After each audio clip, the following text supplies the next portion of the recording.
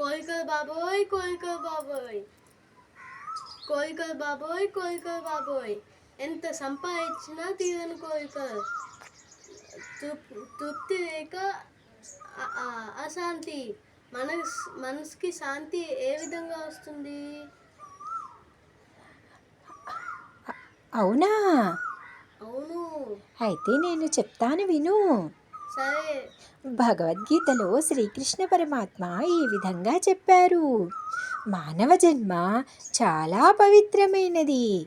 ఏ లోకంలోనూ ఏ జీవరాశికి భగవంతుని చేరుకునే అవకాశం లేదు. ఒక్క మానవ జన్మకు మాత్రమే. నిర్మల బుద్ధితో కూడి ధైర్యముతో మనసుని స్వాధీనపరుచుకుని మితాహారము స్వీకరించుచు ఏకాంత స్థలవాసి అయి ధ్యానయోగము చేయనట్టి వారు అంత గొప్ప మహాత్ములు కాగలిగినారు. అవునా? అవును. మరిట మనము మొదట రాళ్లలాగా పుడతాముట. పుట్టగా పుట్టగా పుణ్యం చేసుకుంటే ఆ రాళ్లల్లో ఆఖరి జన్మ సాలగ్రామ జన్మట. అవునా? అవును. ఆ తర్వాత చెట్లలా పుడతాముట. చెట్ల పుష్పాలు తీసుకెళ్ళి భగవంతునికి అర్పించటం ద్వారా ఆ చెట్లల్లో ఆఖరి జన్మ రావి చెట్టట. అవునా? అవును. ఆ తర్వాత జంతువుల్లా పుడతాముట.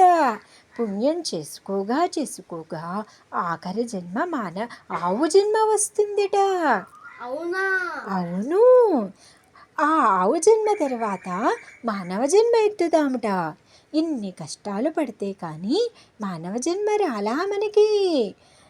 ఈ మానవ జన్మని మనము భక్తి జ్ఞాన యోగ వైరాగ్యాల ద్వారా, భగవంతుడి సేవ ద్వారా, భగవన్నామస్మరణ ద్వారా, పుణ్యకార్యాల ద్వారా సార్థకత చేసుకోవాలిట. అవునా? అవును. అప్పుడే మనసుకి శాంతి లభిస్తుందిట. అవునా? అవును.